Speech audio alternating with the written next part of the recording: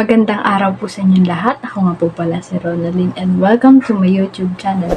Sa mga hindi po nakaka-subscribe, please subscribe naman po sa aming YouTube channel and like and share na rin po. And don't forget to click the notification bell para lagi kayong updated sa ina-upload naming video. Ang vlog pong ito ngayon ay para po sa diarrhea. Ano nga po ang diarrhea?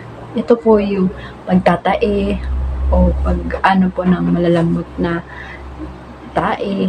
Excuse me po pala sa kumakain. Ang vlog na to ay for tips lang naman po para po aware po kayo kung ano yung dapat inumin, dapat iwasan, dapat gawin sa diarrhea. Na-experience ko na rin po ito at mahirap din minsan kasi ang sama. Hindi po natin gusto yung kung anong nangyayari sa atin pag nagkaka-diarrhea po tayo, diba? So, I want to share po sa mga hindi po nakakalam at hindi pa nakaka-experience for secure na lang po. Tapos, salamat po nga pala sa mga nanonood ng aking vlog. Request naman po kayo kung ano pong pwede namin ma-upload na vlog para po para mas happy po. Maraming salamat po sa viewers namin na walang sawang suporta, mga subscriber po namin. Maraming thank you po sa inyo. Tapos po yung mga nagko-comment, tuwan-tuwa po ako pag nakikita po yung mga comment ninyo na alam ko na appreciate niyo po yung vlog namin kahit hindi pa po kami sanay. Maraming salamat po sa inyo. So, back to the topic po tayo. Ano nga po ba ang diarrhea at ano ang lunas dito? Madalas bang matubig ang dumi mo ngayon? May pananakit ba ng tiyan o cramps? Maaaring merong kang diarrhea. Alam mo ba ang dapat gawin?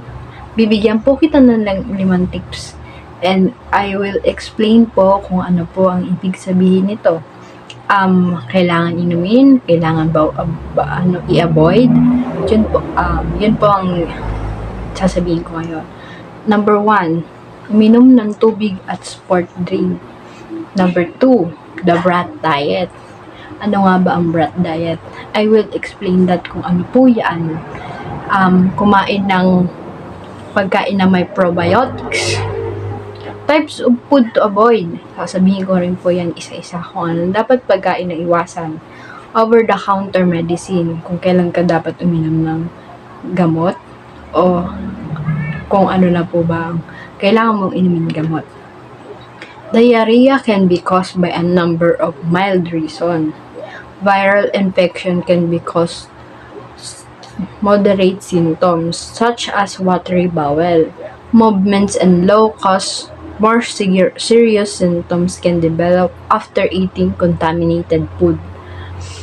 Mapanganib ang pagtatae sapagkat ito ay maaaring sanhi ng dehydration.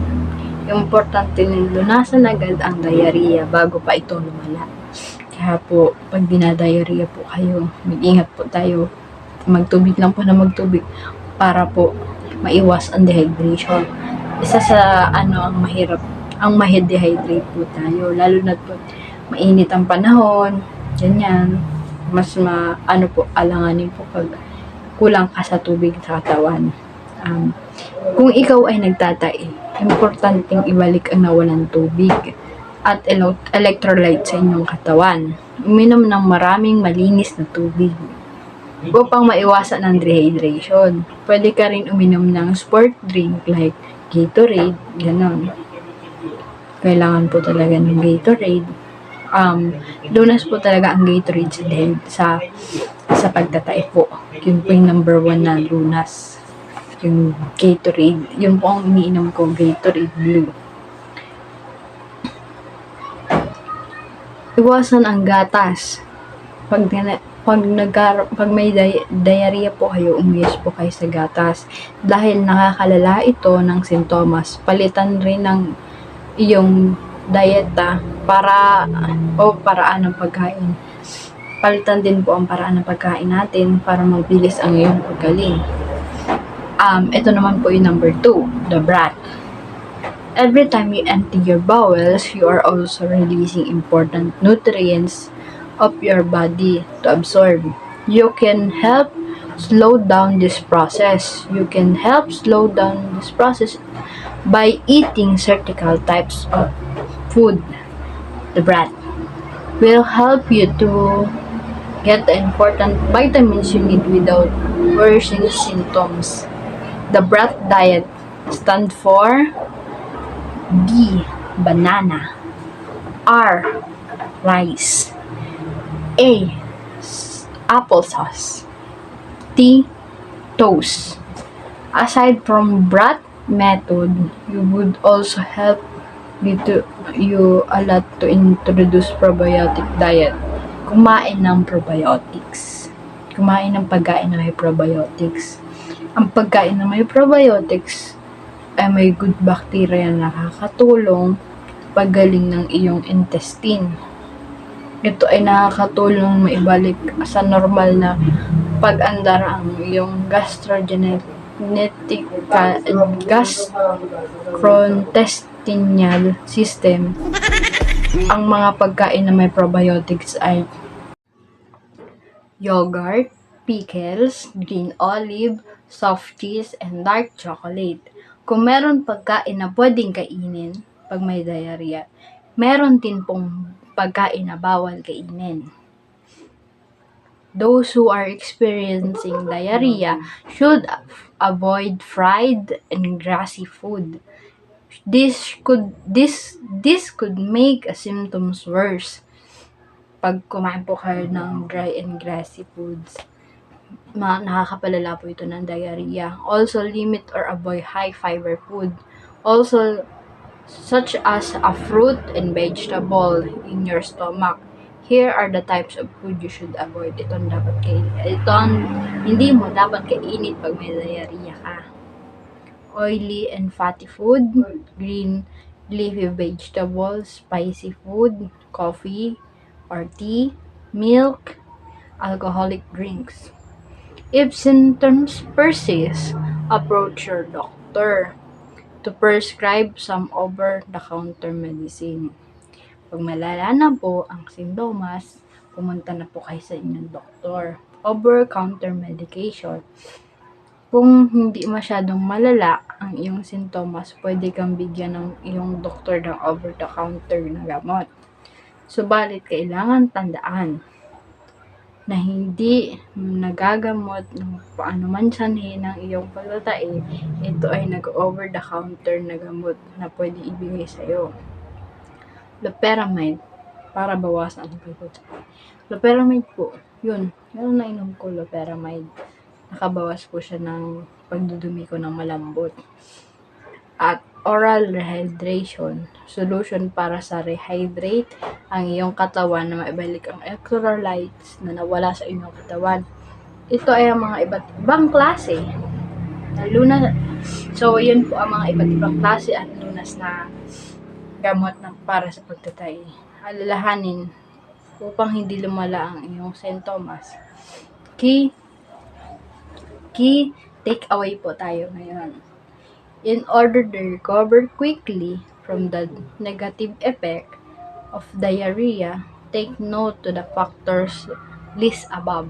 Take note po dun sa mga una kong sinabi para po hindi po lumala ang iyong diarrhea at para po mabilis itong magaling. Yun, pagkain po ng mga pwedeng kainin pag may diarrhea and bawal po kainin. Yun po, lagi niyo pong tatandaan yun. Kung mas lumala ang iyong kondisyon, puntahan niyo na agad ang iyong doktor upang maresetahan ka at nang mabigyan ka ng gamot para mabilis ang iyong paggaling. Yan po. Basta po, pag malala na ang sakit at hindi po kaya ng katawan, pumunta po kayo sa doktor na malaman po kung anong nararamdaman ninyo.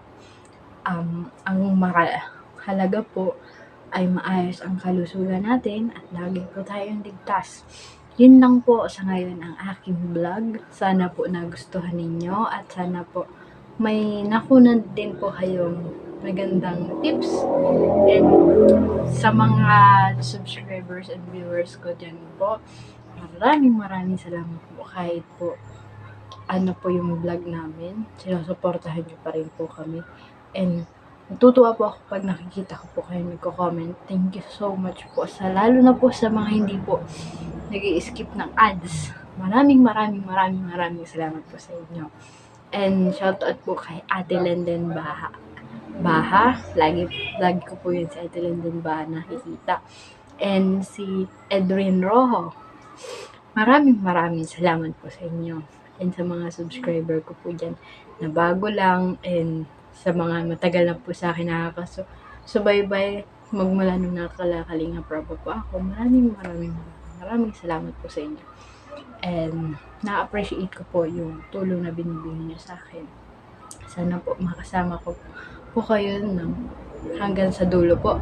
Hanggang sa maging okay and consistent na po ang vlog namin.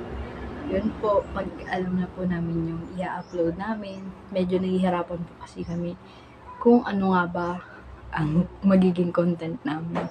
Kung ano nga ba po ang makakapagpasaya sa inyo na maibibigay namin. Gusto po namin na mapasaya kayo. Maraming salamat po sa inyo talaga. Thank you po. Thank you rin po Kalakalinga dahil po naaalala po nila kami. Yun. Sobrang thankful po ako at nakilala nila kami, natulungan nila kami, napabahayan nila kami. Yun po. Maraming salamat po kay Kuya Rab at sa ama ng Kalingat, Kuya Bal Santos Matubang and Ate Edna Vlogs. Sa Kalingap Warriors, alam ko po may Kalingap Warriors po nanonood sa akin at lahat po ng Kalingap. God bless po sa inyo and maraming salamat. Bye-bye!